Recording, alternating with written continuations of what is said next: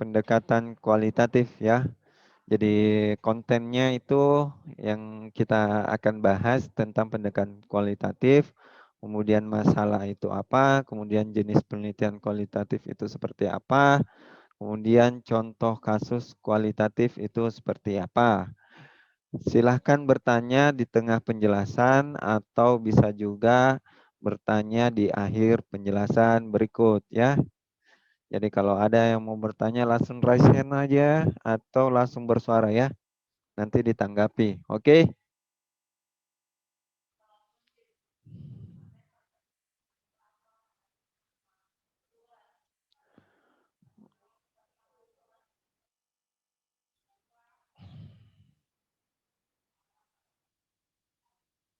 Oke, baik. Selanjutnya kita akan menyimak sebuah video penjelasan tentang pendekatan kualitatif. Kalian tolong perhatikan dengan seksama. Nanti saya akan tambahkan dari penjelasan video tersebut. Kalau ada yang mau ditanyakan, silahkan raise hand. Kemudian tolong diaktifkan videonya karena ini direkam. Nanti tidak kelihatan Ki di video. Nah, oke, semua aktifkan videonya bila mana itu memungkinkan.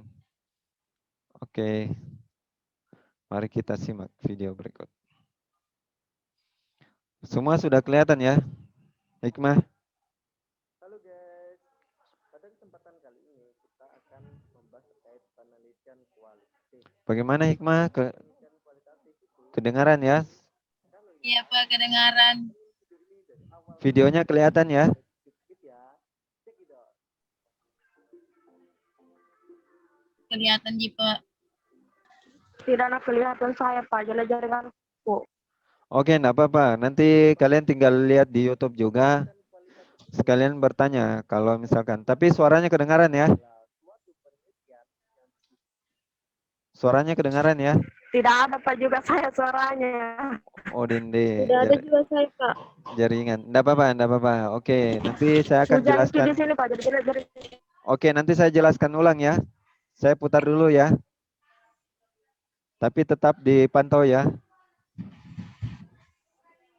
Oke, saya lanjut ya. dan untuk mendeskripsikan dan menganalisis fenomena, peristiwa, aktivitas sosial, sikap, kepercayaan, persepsi, pemikiran orang secara individu maupun kelompok. Jadi penelitian kualitatif itu adalah suatu penelitian yang ditunjukkan untuk mendeskripsikan dan menganalisis fenomena, peristiwa, aktivitas sosial, sikap, kepercayaan, persepsi, pemikiran orang secara individual maupun kelompok. Jadi penelitian kualitatif itu bersifat analisis dan deskripsif, ya. Jadi kalau kalian ingin meneliti yang sifatnya deskriptif dan analisis, ya kalian bisa meneliti tentang fenomena-fenomena ataupun peristiwa yang terjadi atau aktivitas sosial misalnya bolos, kemudian sikap, perilaku bohong atau mencontek atau eh, kepercayaan ya, sebuah kepercayaan atau persepsi atau pemikiran orang secara individual maupun kelompok. Kalau pemikiran orang secara individual ataupun kelompok itu lebih kepada grand teori ya. Jadi ada teori-teori sebelumnya kemudian dikuatkan oleh teori baru. Kayak gitu. Jadi teori-teori lama, teori baru itu diungkapkan kemudian dikaji kembali. Kayak gitu sehingga menimbulkan atau memunculkan sebuah teori yang baru. Itu akan dibahas lagi. Oke, kita lanjut. Itu pengertian dari penelitian kualitatif. Jadi yang perlu kalian ingat adalah penelitian kualitatif itu sifatnya adalah deskriptif dan analisis. Itu saja. Jadi kalau kalian sudah sebut itu, kalian harus sudah paham. Jadi selebihnya kalian sudah tahu lah yang dibahas adalah fenomena, sikap, sosial, dan aktivitas sosial dan persepsi maupun pemikiran. Ya, itu saja. Oke, kita lanjut ya videonya. Lalu Silakan disimak. penelitian kualitatif itu merupakan atau Jadi ini eh, penelitian ini juga bersifat dinamis.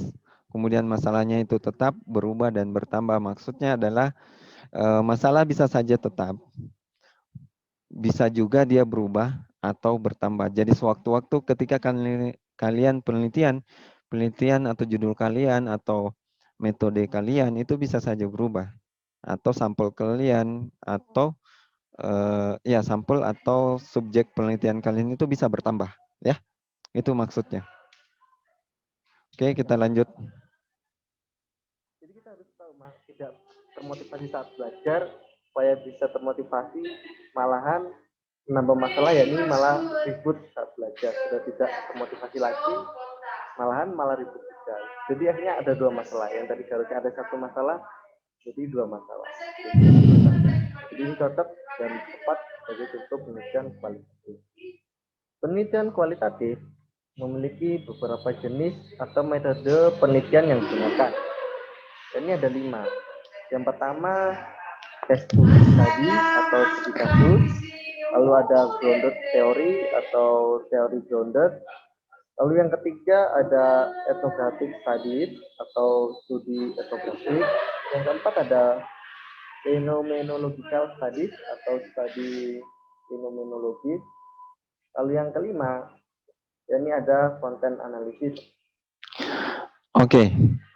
Jadi jenis metode penelitian yang kita gunakan itu di dalam penelitian kualitatif itu ada 5. Sebenarnya ada 6 ya, tapi di sini video ini tidak menjelaskannya. Jadi sebentar saya akan tambahkan sedikit. Kemudian yang pertama itu dari jenis penelitian itu yang pertama case study atau studi kasus. Ini juga terdapat di penelitian kuantitatif yang pernah saya bilang kemarin ya sebelumnya. Kemudian yang kedua grounded theory ya. Kemudian yang ketiga ethnographic study. Kemudian yang keempat phenomenal logical study. Kemudian yang kelima content analysis. Kemudian yang keenam adalah historical. Oke, kita lanjut penjelasannya ya. Lingkungan sekolah, baik di tingkat lokal, provinsi, bahkan nasional. Prestasi-prestasi itu diraih ketika sekolah dipimpin oleh seorang ibu yang diangkat dari salah seorang guru di sekolah tersebut. Selama menjadi guru, prestasi ibu itu biasa-biasa saja dan praktis tidak ada yang menonjol. Tetapi semua warga sekolah mengenal ibu itu sebagai sosok yang tekun dan tidak suka menunjukkan diri. Model kepemimpinan ibu sebagai kepala sekolah itu pantas dijadikan kasus untuk diteliti mengapa itu bisa terjadi. Jika peneliti bisa menggali model kepemimpinan ibu kepala sekolah, akan bisa diperoleh banyak pelajaran yang bermanfaat saja bagi peneliti itu sendiri dan sekolah, tapi juga masyarakat luas. Contoh kasus ini bisa diteliti oleh mahasiswa bidang manajemen pendidikan. Metode penelitian kualitatif yang kedua yakni grounded theory atau teori grounded, merupakan penelitian yang diarahkan pada penemuan atau minimal dapat menguatkan terhadap suatu teori. Jadi pada perkembangannya, metode penelitian grounded banyak diaplikasikan pada riset-riset antropologis. Nah, misalnya contoh kasusnya seperti ini. Clifford Geertz pernah membangun teori tentang masyarakat Jawa yang terbagi menjadi kelas priai, santri, dan abangan. Jika saat ini kita ingin melakukan penelitian grounded tentang masyarakat muslim di suatu desa di Jawa, kita tidak perlu menerapkan klasifikasi yang dibuat oleh Geertz tersebut, melainkan kita harus melihat data lalu memunculkan konsep bagaimana data tersebut berbicara. Sangat mungkin klasifikasi yang diputuskan oleh Geertz tersebut tidak relevan untuk situasi sosial yang khas dari masyarakat yang kita teliti. Bahkan sekalipun kita melakukan penelitian di desa yang sama dengan yang diteliti oleh Geertz, hal ini karena situasi sosial berubah dinamis, berkembang, dan terus berubah. Lalu yang ketiga, terkait metode penelitian kualitatif, yakni ethnographic studies atau studi etnografik, mendeskripsikan dan menginterpretasikan budaya, kelompok sosial, atau sistem. Proses penelitian etnografik dilaksanakan di lapangan dalam waktu yang cukup lama, berbentuk observasi dan wawancara secara alamiah dengan para partisipan. dalam berbagai bentuk kesempatan, kegiatan, serta mengumpulkan dokumen-dokumen dan benda-benda. Nah, contohnya gini, jika kalian ingin meneliti suatu etnis, misalnya etnis ini di suatu daerah tertentu ya, jadi kalian melaksanakannya itu dalam waktu yang cukup lama, sekitar 1 bulanan atau bulanan. Jadi kalian kaji di suatu etnis tersebut, nah, misalkan budaya. Jadi kalian di sana ingin meneliti tumbuhan yang digunakan, kalian lihat, itu bisa jadi obat-obatan maupun pakaian atau bangunan. Jadi kalian di sana observasi, wawancara, tumbuhan apa yang digunakan, kenapa menggunakan tumbuhan itu. Jadi situ akan menunjukkan suatu ciri khusus dari suatu etnis tersebut. Nah, di akhir sebelum kalian pulang atau untuk mengeluarkan kalian tersebut, kalian harus mengumpulkan dokumentasi, berupa foto atau suatu spesies tumbuhan yang digunakan, atau tidak langsung foto tumbuhan itu digunakan sebagai apa. Atau kalau bisa lagi, kalian bisa menggali lebih dalam lagi, kenapa menggunakan tumbuhan itu, kapan menggunakan tumbuhan itu. Misalnya ada cerita namanya nih, ada cerita mistisnya, tumbuhan itu boleh diambil ketika malam bulan dan lain-lain. Lalu kualitatif yakni ada phenomenological studies atau studi fenomenologi. Studi ini mencoba mencari arti dari pengalaman dalam kehidupan. Peneliti menghimpun data berkenaan dengan konsep, pendapat, pendirian, sikap, penilaian, dan pemberian makna terhadap situasi atau pengalaman-pengalaman dalam kehidupan. Tujuan dari fenomenologi adalah mencari atau menemukan makna dari hal-hal yang esensial atau mendasar dari pengalaman tersebut. Kita ambil contoh di sini. Ada sebuah fenomena HIV atau AIDS. Penelitian kita memfokuskan pada fenomena berupa perlakuan diskriminatif yang menjadi pengalaman hidup bagi para penderita HIV. Lalu studi fenomenologi tentang fenomena perlakuan diskriminatif tersebut berusaha untuk mengungkapkan apa kesamaan pengalaman hidup yang dialami oleh para penderita HIV/AIDS yang mendapat perlakuan diskriminatif dalam masyarakat serta bagaimana mereka mengalaminya. Kemudian data tersebut dikumpulkan dalam studi fenomenologis berupa data teks atau narasi deskriptif, bukan eksplanasi atau analisis. Jadi ini kita mencatat, mengumpulkan terkait fenomenanya tadi untuk menjadi teks atau narasi deskriptif. Tidak perlu kita analisis seperti itu. Selanjutnya yang terakhir atau yang kelima yakni proses analisis atau analisis dapat digunakan untuk menganalisis semua bentuk komunikasi, baik surat kabar, iklan televisi, maupun semua bahan-bahan dokumentasi yang lain. Hampir semua disiplin ilmu sosial dapat menggunakan analisis isi sebagai teknik atau metode penelitiannya. Biasanya, penelitian ini berdasarkan tentang waktu tertentu. Kita ambil contoh seperti ini. Misalnya, surat kabar manakah yang paling objektif dalam memberitakan konflik politik di Indonesia dalam 5 tahun terakhir? Di sini ada satu konsep utama yang akan dimiliki, yaitu konsep berita yang objektif yang nantinya harus dicari operasionalisasi atau ukuran-ukurannya dalam bentuk kategorisasi terlebih dahulu sebelum diuji. Bagaimana teman-teman semuanya? Apakah jelas? Nah, untuk memperjelasnya lagi, kita mencoba untuk menganalisa fenomena yang terjadi ke dalam 5 titik tersebut. Sudah siap? Soalnya misalnya seperti ini. Ada kejadian di Indonesia. Kita akan coba pada kasus ini, peristiwa yang terjadi di Indonesia, kita ingin meneliti kasus tsunami di Aceh secara keseluruhan, baik itu dari alamnya, kemudian lingkungannya, korbannya, sebab terjadinya tsunami tersebut, dan apa usaha pemerintah yang sudah dilakukan pada kasus tsunami ini secara keseluruhan. Karena secara keseluruhan, jadi jenis penelitiannya adalah case study. Seperti itu. Lalu jika kemudian ada namanya pada waktu pencarian korban, ini ada korban yang tertimbun reruntuhan, baik itu lumpur, bangunan-bangunan.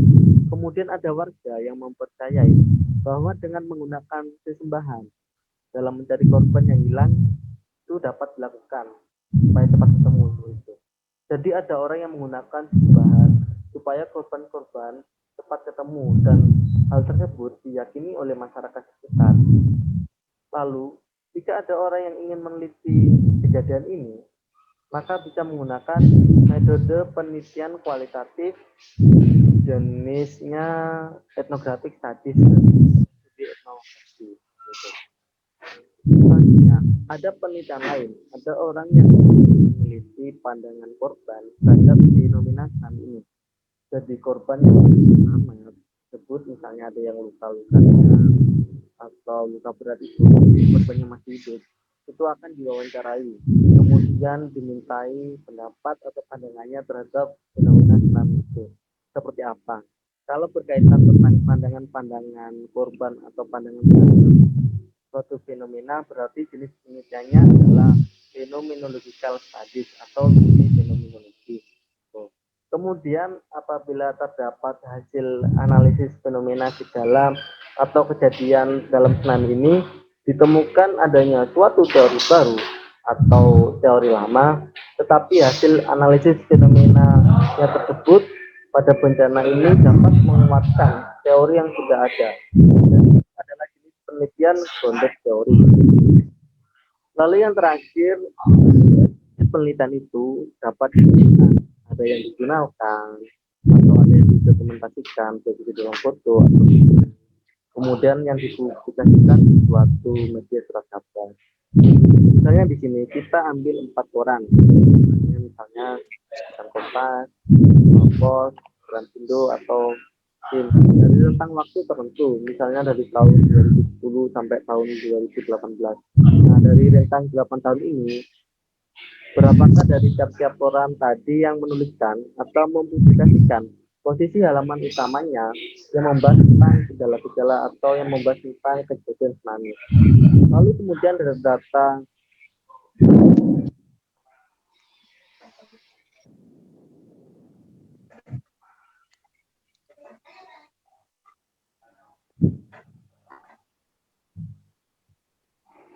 Oke, itu tadi videonya yang belum sempat dengar atau sebelum sempat nonton karena dipengaruhi oleh jaringan.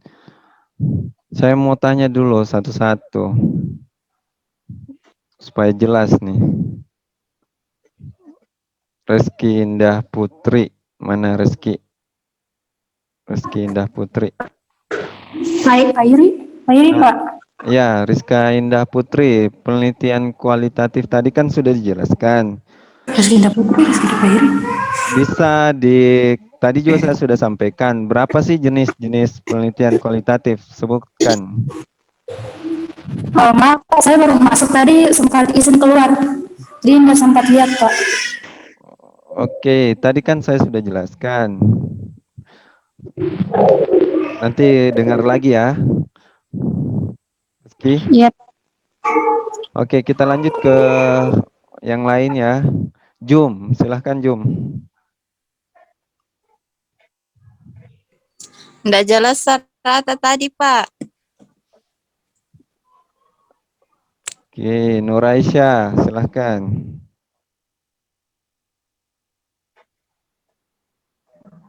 Nggak jelas kipas rata karena jelek jaringanku.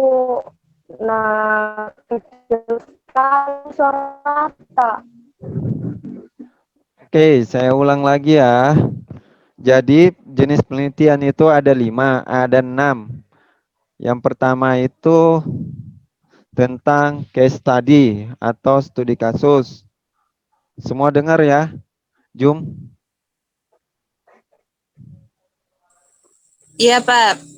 Ya, apa itu studi kasus, Jum?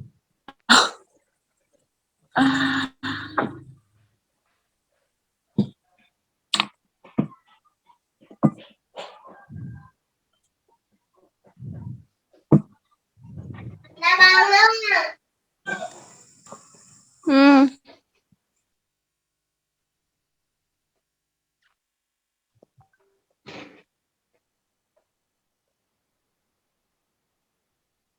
Mami buka puasa. Bagaimana, Jum?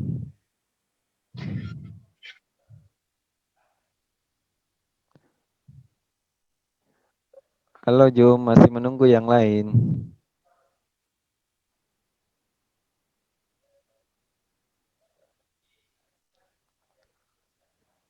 Jadi, saya ulang ya, saya jelaskan karena Jum tidak bisa menjelaskan. Jadi, studi kasus itu adalah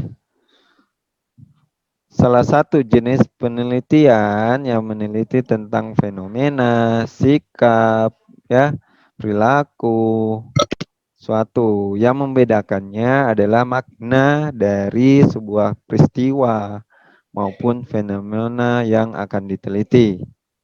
Itulah yang disebut dengan studi kasus. Yang kedua, tentang ethnographical study atau biasa juga disebut dengan penelitian studi fenomena study ya. Jadi lebih banyak tentang budaya, mengkaji tentang budaya itu disebut dengan ethnological study ya. Kemudian yang ketiga adalah phenomenological study, yaitu mengkaji tentang fenomena-fenomena selain yang studi kasus juga tadi membahas fenomena. Di sini fenomena-fenomena yang terjadi di masyarakat pada masa lampau, itulah yang disebut dengan phenomenological study, ya. Kemudian yang keempat adalah historical. Nah, historical ini mempelajari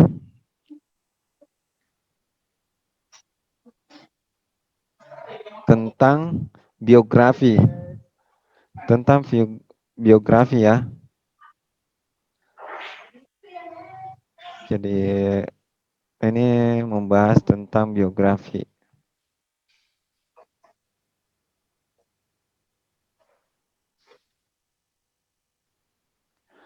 Itu membahas tentang biografi. Kemudian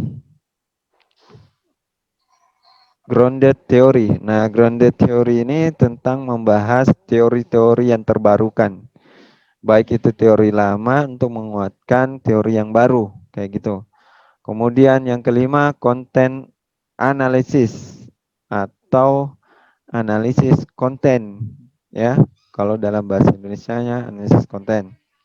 Jadi kita membahas tentang produk-produk konten yang terdiri dari beberapa kumpulan data, baik itu berita, baik itu tentang artikel, ya, berbagai macam artikel dan seminar-seminar publikasi lainnya, kayak gitu.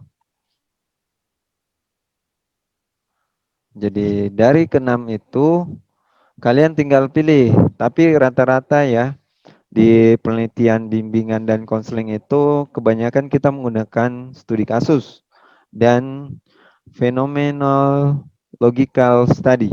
Jadi ada phenomenal logical study ini lebih sifatnya fenomena karena case study juga bisa membahas tentang fenomena. Tapi kebanyakan penelitian bimbingan dan konseling itu ada dua, apakah case study atau phenomenal logical study. Tapi ada juga grounded theory. Lebih bagusnya itu dalam proses penelitian bimbingan konseling itu kita menggunakan case study ya, kayak gitu. Itu penjelasannya dari 5 itu. Nah, selanjutnya yang ingin saya sampaikan adalah saya akan sharing dulu tentang beberapa contoh penelitian ya. Sebelum masuk contoh penelitian, saya ulang lagi, saya mau tanya. Harnia, sebutkan tadi yang saya sebutkan 5 jenis atau 3 jenis penelitian yang kamu ketahui dari penjelasan Bapak tadi. Nia, silakan Nia. Atau Nurul. Nurul silahkan 3 jenis penelitian kualitatif. Rizka, Baik. ya silahkan Nurul.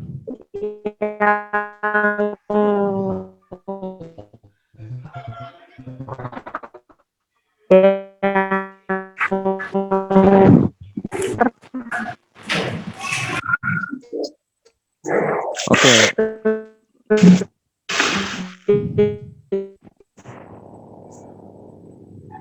oke sudah Nurul ya. Jum lagi, silakan Jum. Dia meneliti fenomena sikap Studi kasus membahas tentang fenomena sikap perilaku. Ethnological study membahas tentang penelitian budaya. Fenomena logical study. Phenomenological study membahas tentang fenomena-fenomena yang terjadi di masa lampau. Oke, makasih Jum. Nia, silakan Nia.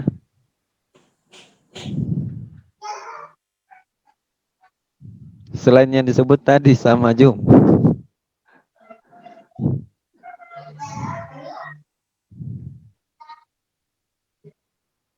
Harnia atau Rizky Amelia. Nur Hikmah masih ada Nur Hikmah? Nur Hikmah. Masih Oke, silahkan. gangguan. Ya. Kenapa Nur Hikmah?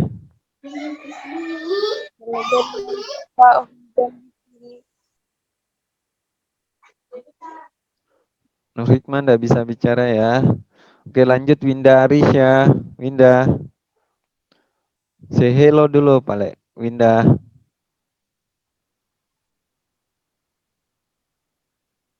Lelir Harnum. Mana mukanya? Muhammad Fikri. Mana videonya? Muhammad Rizky Pratama. Wahdania. Nur Faizi. Silahkan.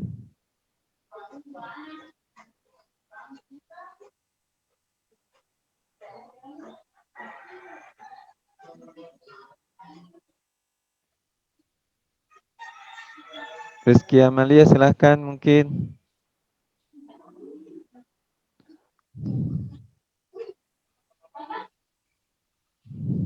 Baik, itu mungkin sedikit penjelasan dari teman-teman kalian terkait tentang jenis-jenis penelitian kualitatif. Nah, yang Bapak mau bahas di sini ya, semoga kalian mendengarkan walaupun putus-putus, jelek jaringannya, kalian bisa lihat di YouTube juga, ulang kembali. Saya akan sedikit menjelaskan contoh kasus atau contoh penelitian yang bisa kalian nantinya jadikan ini ya. Ini. Oke. Baik, di sini ada artikel ya, ada artikel tentang studi kasus. Di sini kalian bisa bikin juga nanti kalau kalian sudah skripsi, bikin artikel. Jadi judulnya itu tentang studi kasus tentang siswa yang mudah marah, dampak dari broken home di SMA. Jadi dia membahas tentang studi kasus siswa yang mudah marah, dampak dari broken home. Nah, di sini kalian bisa lihat mana X dan mana Y, mana variabel terikat dan mana variabel yang bebas. Nah, gitu ya. Jadi, variabel X itu adalah siswa yang mudah marah, kemudian variabel Y-nya itu broken home ya, kayak gitu. Oke, di sini kita langsung lihat pendahuluan. Semua kelihatan ya pendahuluannya. Kalau ada yang tidak kelihatan bisa menjawab, yang kelihatan tidak perlu menjawab. Yang tidak kelihatan siapa? Saya Pak, nggak kelihatan langsung Siapa? tindak lanjut kulihat. Oh ya, siapa? Siapa itu yang tidak kelihatan? Nah,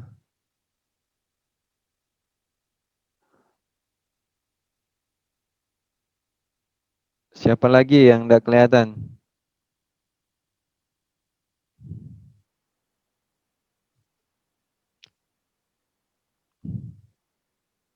Ya, sayang sekali ya kalau misalkan ini tidak kelihatan karena eh, di sini nih kalian bisa belajar tentang bagaimana menyusun sebuah pendahuluan yang baik dan benar.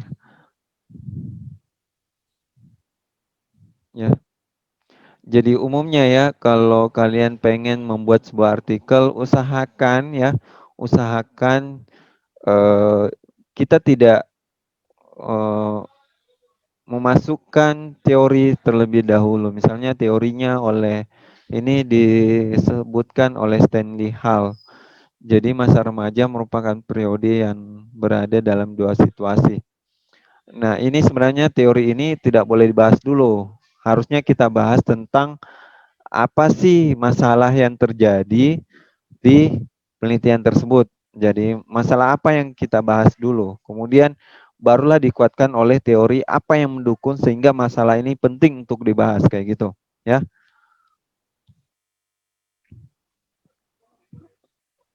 Kemudian kita masuk ke metodologi penelitian. Nah, metodologi penelitian ini yang dia gunakan memang studi kasus ya, atau jenis metodologi penelitiannya itu studi kasus. Kemudian dia laksanakan di SMA 5 Negeri Pontianak. Kemudian teknik pengumpulan datanya itu ada 4 ya. Yang pertama wawancara, yang kedua itu observasi, yang ketiga itu kunjungan rumah, dan 4 teknik dokumentasi. Jadi ini yang sangat penting kalian perlu perhatikan dalam studi kasus itu ada 4 ya teknik pengumpulan ini. Kalau mau lebih mendalam lagi harusnya ada FGD, jadi 5. Jadi komentarnya di sini harusnya ada 5 ya. Jadi FGD itu harusnya ada 5. Yang pertama itu wawancara, observasi, kunjungan rumah, kemudian teknik dokumentasi, kemudian yang kelima adalah FGD atau focus group discussion. Nah, focus group discussion ini tentu saja lebih kepada para ahli yang membahas tentang masalah tersebut. Nah, kemudian alat pengumpulan data yang digunakan dalam penelitian ini adalah panduan wawancara, kemudian pedoman observasi, kemudian pedoman FGD. Harusnya ada pedoman FGD. Kemudian yang selanjutnya prosedur dalam penelitian ini ada 6 langkah. Yang pertama ini langkah-langkah yang umum kita gunakan dalam proses penelitian studi kasus. Kalian harus perhatikan, harus ada yang namanya identifikasi masalah. Yang kedua harus ada diagnosis. Yang ketiga harus ada prognosis. Yang keempat ada pemberian bantuan treatment. Yang kelima adalah evaluasi dan tindak lanjut. Terserah kalian mau gunakan teorinya siapa, misalnya Sugiono, atau kalian bisa gunakan teorinya Tuckman, atau kalian bisa juga gunakan teorinya Creswell. Masing-masing ada kelebihan dan kekhususannya dalam penelitian studi kasus tersebut. Jadi terserah kalian mau pakai prosedur atau langkah penelitiannya siapa. Kayak gitu ya. Kemudian ini mungkin sampai di situ saja khusus untuk artikel ya. Itu kalau hasil dan pembahasan itu mungkin di luar dari ini karena kita sifatnya kita ingin membuat sebuah penelitian nantinya. Oke, kita lanjut lagi contoh kasus lainnya ya atau penelitian yang lainnya. Jadi ada penelitian yang lain lagi yang akan saya kasih lihat. Ini ya.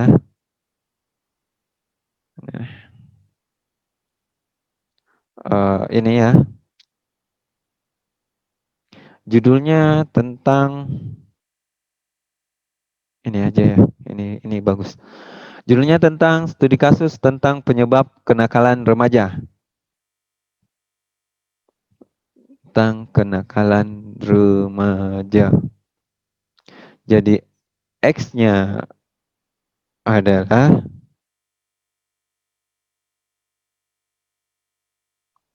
penyebabnya, kemudian Y-nya adalah kenakalan remaja, ya.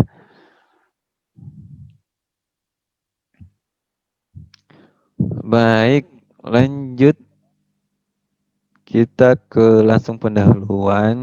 Mana pendahuluannya ini? Pendahuluan. Oh, ini bukan.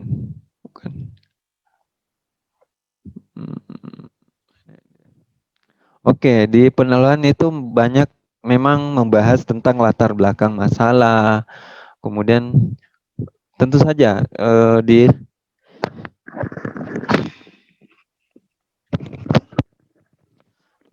kita lanjut. Tentu saja di latar belakang masalah yang seperti saya bilang sebelumnya atau pertemuan-pertemuan sebelumnya bahwa kita harus membahas umum dulu tentang apa sih itu masalah remaja. Kan ini di sini membahas tentang kenakalan remaja. Jadi yang kita bahas adalah masa remaja. Apa itu remaja? Mengapa itu remaja? Mengapa masalah itu tentang remaja kayak gitu? Jadi itu dulu. Kemudian apa yang dimaksud dengan kenakalan remaja? Apa fenomena-fenomena seperti apa yang terjadi di Indonesia atau di Baru atau di sekolah tersebut tentang kenakalan remaja? Nah, barulah kita masuk pada teori. Teorinya misalnya oleh Sukmadinata, ya, tentang bimbingan konseling. Kemudian dia bahas lagi tentang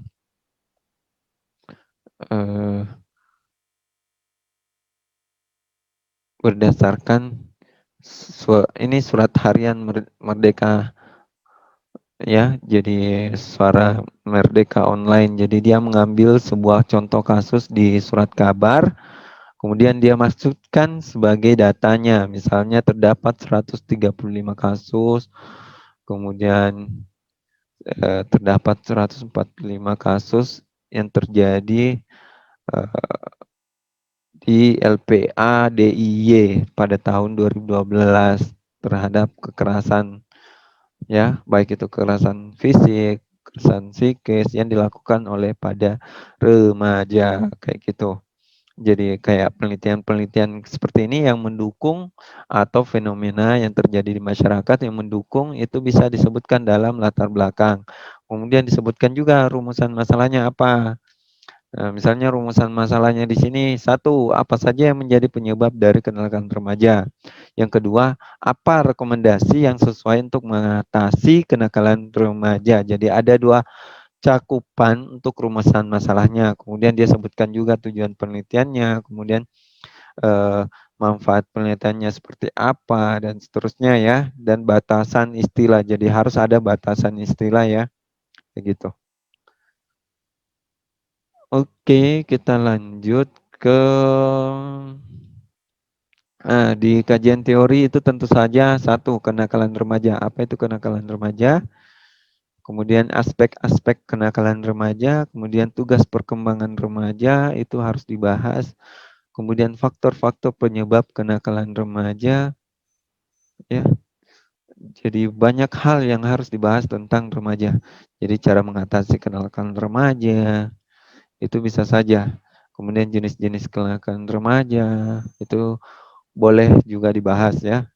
Tapi di penelitian itu penelitian ini dia tidak membahas. Kemudian kita masuk ke bab 3 tentang jenis penelitiannya. Nah, di sini jelas ya. Di sini menggunakan teorinya Moleong 2007. Ini sebenarnya sudah cukup lama ya Moleong tentang kualitatif atau penelitian kualitatif.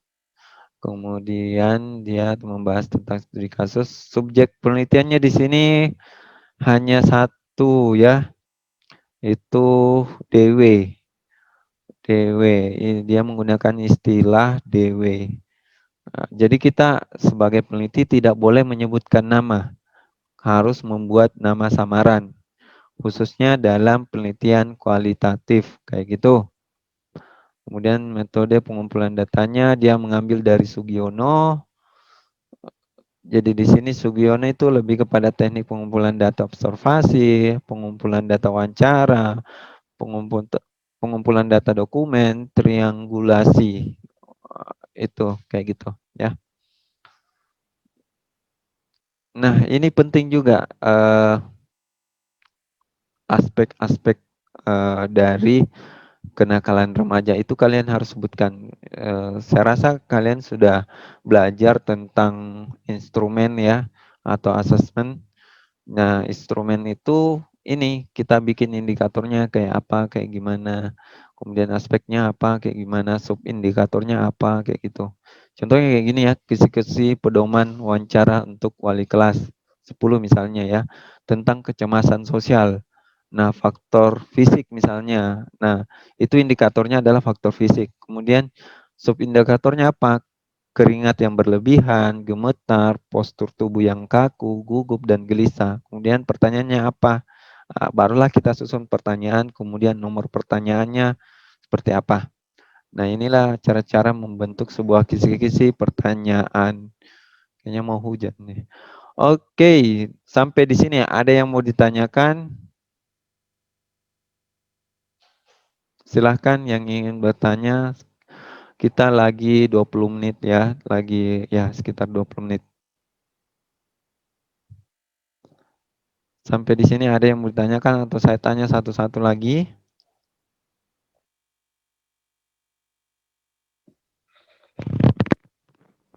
Kait penelitian kualitatif, silahkan. Baik melalui chat, silahkan. Boleh juga.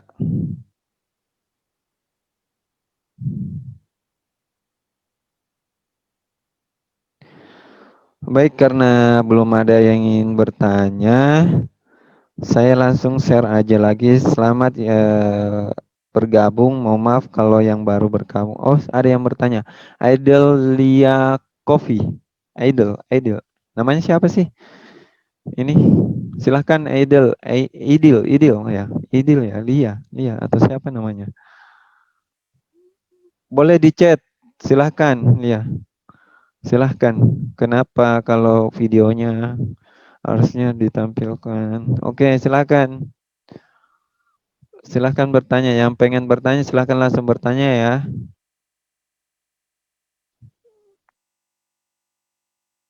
Mana Miki? Lia. Ini dipanggil Adel atau Lia ya? Coffee.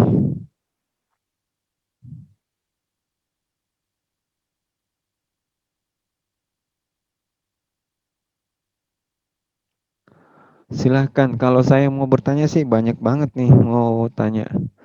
Tapi harusnya dari kalian.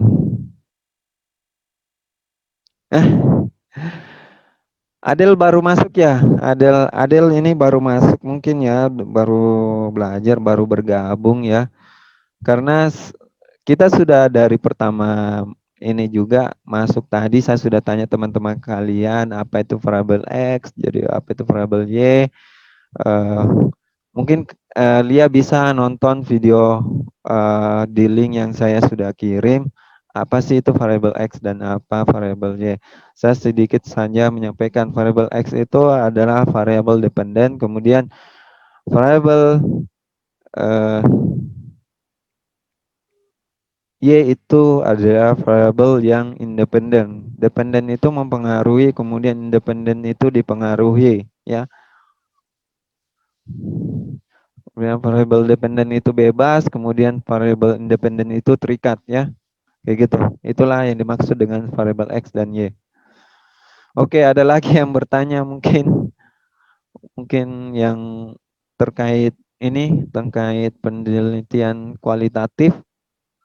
Silahkan bertanya, mau bertanya tentang metodologinya kah, atau mau bertanya tentang sampelnya, mau bertanya tentang bagaimana sih cara menggali data misalnya atau apa, silahkan.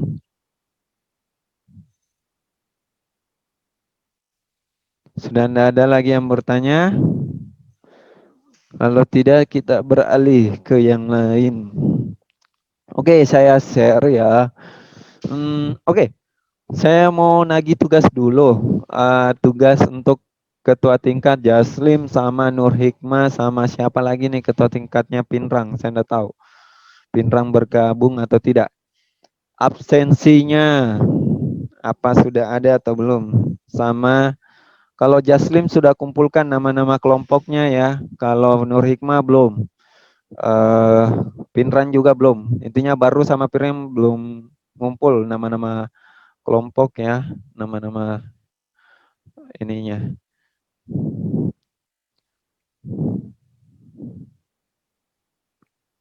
Nur Hikmah masih ada kah? Nur Hikmah masih ada di tempat? Ya, di mana tugasnya? Gimana? Ya, nama-nama kelompok Pak belum saya kirim karena beberapa hari kemarin juga sibuk di kegiatan kampus, jadi selalu saya lupa kirim, Pak. Oke, sebentar malam dikirim ya.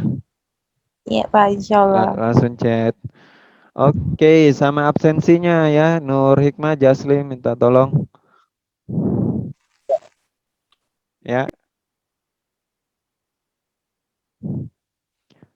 Pinrang ada kah? Pinrang ini ada ndak? Nur Hikmah ada ndak? Kamu kenal yang dari Pinrang ini? Ndak ada ya? Ada, Pak. Siapa tuh? Siapa? Ada beberapa di sini, Pak. Pinrang, Wahdania. Ya Wahdania mana yang mewakili lah? Wahdania. Siapa mana ini Wahdania? Ndak ada nih. Ini 21. Iya, Pak. Oh ya Wahdania. Eh, tolong kirim ya di chat grup misalnya untuk kelompoknya ya di Pinrang. Iya Pak, nanti dikirim. Berapa kelompok itu Pak? Terserah sih, intinya dalam satu kelompok itu 5 sampai 6 orang. Dalam satu kelompok. Oh iya. Nah, Iya kemudian Pak, nanti dikirim. absensinya juga Wahdania. Iya Pak. Oke, kita lanjut. Saya share dulu tugasnya untuk di pertemuan hari ini. Ini ya. Semua lihat ini mana tuh? Udah tampil ya. Oke, ini dia. Yang pertama itu buatlah judul penelitian yang terdiri dari penelitian kuantitatif. Ini kuantitatif ya, kualitatif dan R&D. Jadi buat penelitian berdasarkan pendekatan penelitiannya. Itu kuantitatif, kualitatif dan R&D. Tapi karena kalian baru mendapat penjelasan tentang kuantitatif dan kualitatif, jadi saya minta kalian membuat 3 judul berkenaan dengan pendekatan kuantitatif dan kualitatif. Tentunya ini sifatnya penelitian, bimbingan, dan konseling. Ya, saya harap kalian dapatkan judul. Usahakan tidak ada yang sama ya. Oke, lanjut. Yang kedua, tuliskan alasan kalian memilih judul tersebut berdasarkan teori dan pendapat ahli. Jadi alasannya itu berdasarkan teori ya, atau pendapat ahli. Jadi itu tugasnya untuk pertemuan kelima hari ini. Kayak gitu. Sampai di sini ada yang mau ditanyakan terkait tugasnya? Silahkan.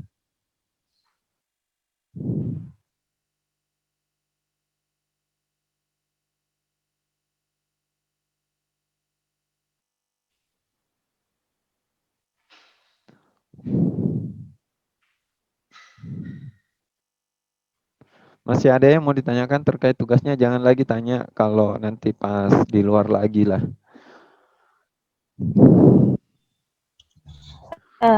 Pak, Silahkan, siapa itu tadi? Jadi maksudnya itu kan Pak, buatlah judul penelitian yang terdiri dari penelitian kuantitatif, non kualitatif, dan R&D. Maksudnya ini Pak, R&D enggak ya. kita yang buat. Jadi R&D itu tidak jadi dua saja, kuantitatif dan kualitatif saja. Tapi 3 judul. Jadi bisa saja 2 kuantitatif atau 1 kualitatif, atau 2 kualitatif, judul kualitatifnya ada 2, kemudian 1 judul untuk judul tentang kuantitatif. Silahkan.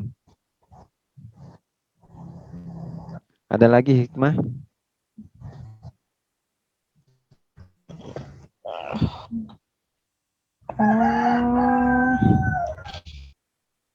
Jadi maksudnya itu Pak, kita dari mahasiswa yang buat sendiri, tentukan sendiri seperti itu. Ya, jadi waktu tugas ini kan kemarin ada 2 tugas ya, tugas pertemuan ketiga dan keempat. Itu batas waktunya sampai ujian tengah semester. Nah, untuk tugas kelima ini sampai batas waktunya minggu depan. Kalau minggu depan itu sebelum hari Selasa ya, jadi hari Senin sudah terkumpul semua. Yang tidak terkumpul saya anggap kosong ya.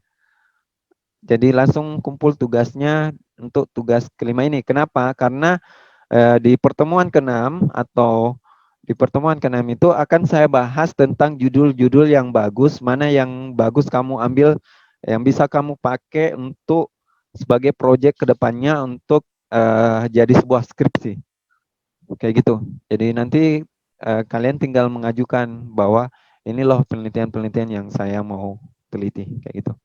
Jadi ini sebenarnya kesempatan bagus buat kalian sendiri, kayak gitu. Jadi saya bisa nilai nih mana yang bagus, mana yang ini kurang. Jadi pertemuan ke-6 kita banyak membahas itu selain R&D ya. Silakan. Ada lagi? Jadi ini Pak judul dari mahasiswa yang tentukan begitu Pak. Iya, kita yang bikin. Ini beda dengan tugas kelompok ya. Beda, karena saya sudah tentukan penelitian kuantitatifnya dan kualitatifnya. Jadi harus memilih 3 judul, membuat 3 judul ya. Masih ada lagi yang Pak, mau tanya? Ya, Jom. apa maksudnya ini? Tuliskan alasan memilih judul. Alasan bagaimana, Pak? Alasannya itu misalnya ya, kenapa saya memilih judul tentang kenakalan remaja, studi kasus tentang kenakalan remaja. Karena satu, kenakalan remaja merupakan sesuatu yang mengkhawatirkan misalnya toh. Kemudian yang kedua, fenomena kenakalan remaja banyak terjadi sekian-sekian. Itu berdasarkan teori ini. Misalnya menurut Mia Long 2010 bahwa kenakalan remaja itu dipengaruhi 2 faktor, yaitu faktor internal dan eksternal, sekian dan sekian. Itu yang dimaksud alasan ya. Jadi alasan itu harus berteori. Mengapa kamu memilih judul itu sehingga itu. Jadi judul itu tentu saja berdasarkan dari masalah ya. Tentu dari masalah. Masalah apa yang kamu mau bahas? Apakah itu dalam bentuk kuantitatif atau kualitatif? Silahkan. Ada yang mau tanya? Terkait ini tugas, karena minggu depan itu hari Senin, paling lambat hari Senin, pukul 12 malam. Saya terima. Jangan 12 malam, karena saya harus periksa. Jadi pukul 9 malam itu sudah harus ada semua. Kalau tidak, ya mohon maaf, saya anggap tugas kelima itu tidak ada nilainya.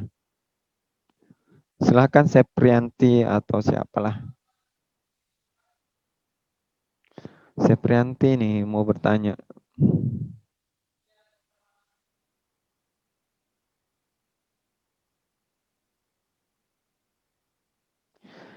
Ingat ya, penelitian R&D itu atau research development, penelitian pengembangan itu tidak kalian tidak perlu buat judulnya dulu untuk tugas ini.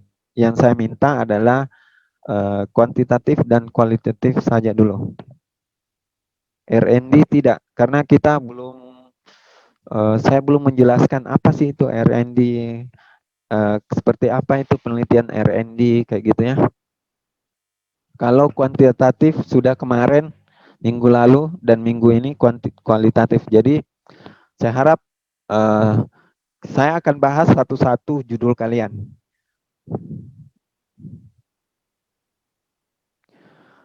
Dikumpul bisa melalui email saya, ya email saya bisa.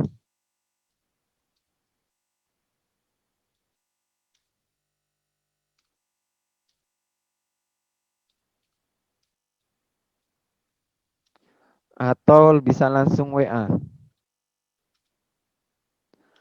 Kalian bisa ini, email saya sudah kasih masuk di chat, kolom chat ya. Bisa juga langsung WA saya, silahkan. Jangan lupa tuliskan namanya sama NIM-nya, kelas dari mana ya. Kayak gitu. Masih ada lagi? Sebelum saya tutup, tinggal 5 menit lagi.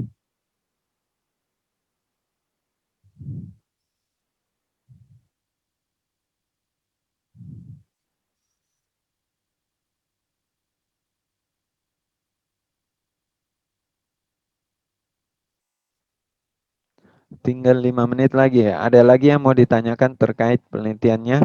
Jadi kalian di sini, di pertemuan kelima ini, saya harap kalian bisa membuat sebuah judul tentang penelitian atau menggunakan pendekatan kuantitatif dan kualitatif.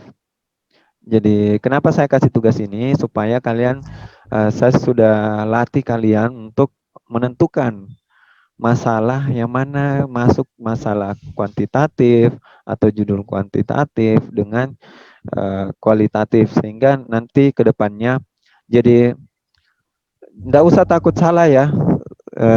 Enggak usah takut salah. Kenapa? Karena kita masih belajar. Nanti saya jelaskan mana judul-judul yang menarik dan yang up to date, mana judul-judul yang sudah sering dibahas, dan mana judul-judul yang masuk kategori kuantitatif dan kualitatif. Cocoknya di mana gitu. Dan alasannya tentu kalian harus tahu kenapa, karena kedepannya kalau kalian ditanya sama Kaprodi atau pembimbing kalian bilang, kalian tahu kenapa memilih judul ini? Pasti akan ditanya seperti itulah sama dosen-dosen pembimbingnya ya. Kayak gitu. Jadi kalian sudah siap kalau kalian nanti kedepannya akan mau skripsi, mau sempro, seminar proposal ya. Kayak gitu. Pak, bisa bertanya mengenai tugas yang minggu lalu? Oh ya, kenapa minggu lalu? Kan begini Pak, pas pembahasan tugas kemarin saya tidak terlalu dengar karena ada saya kerja, dan mengenai tugas yang nomor 2, yang buatlah desain penelitian berdasarkan prosedur eksperimen. Itu maksudnya Pak yang bagaimana, ataukah seperti dibilang dibuat Jadi prosedurnya itu kayak bilang bab 1 begini, bab 2, atau bagaimana Pak? bukan. Jadi begini, eh, kalian bisa buat tabel atau bisa juga buat dalam bentuk kerangka desain penelitian. Nah, contoh kerangka desain penelitian eksperimen itu terstruktur. Kayak gitu. Kalian bisa cari sebenarnya di bab 3 sebuah penelitian. Jadi ini terkait dengan tugas pertamanya, kayak gitu. Maksudnya tugas pertama, tugas nomor 1 kayak gitu, tugas nomor satunya. Jadi antara tugas nomor 1 dan nomor 2 itu saling terkait, kayak gitu. Selebihnya kalau penjelasan lengkapnya sih kalian bisa baca, bukan baca sih, kalian bisa nonton YouTube-nya lagi ulang kembali karena saya sudah jelaskan di situ, ya, kayak gitu, Hikmah. Jadi modelnya ya, metodologi penelitian, model desain penelitian dari eksperimental yang kamu gunakan apa, atau dari yang kalian kutip itu apa, kayak gimana model desain penelitiannya. Khususnya eksperimen, eksperimen apa tuh? Karena di eksperimental itu sendiri ada banyak, ada 5, ada 6. Ada quasi, ada one pre-test, post-test, itu namanya desain penelitian. Kalian bisa baca buku lagi. Makanya saya bilang kemarin, banyak-banyaklah membaca supaya kalian lebih paham. Oke, nanti juga di pertemuan 6 itu saya akan sedikit membahas bagi yang sudah mengumpulkan tugasnya, baik tugas ketiga dan keempat. Karena ada beberapa teman kalian sudah mengumpulkan. Supaya kalian lebih paham tuh cara membuat tugas ketiga dan keempat. Ada lagi? Kalau tidak ada, kita tutup pertemuan hari ini. Assalamualaikum warahmatullahi wabarakatuh. Dan selamat sore. Dan selamat berbuka puasa bagi yang berpuasa. Waalaikumsalam warahmatullahi wabarakatuh. Oke, bye. Jangan lupa ya, tugasnya itu paling lambat Senin depan jam 9 malam. Oke, dadah.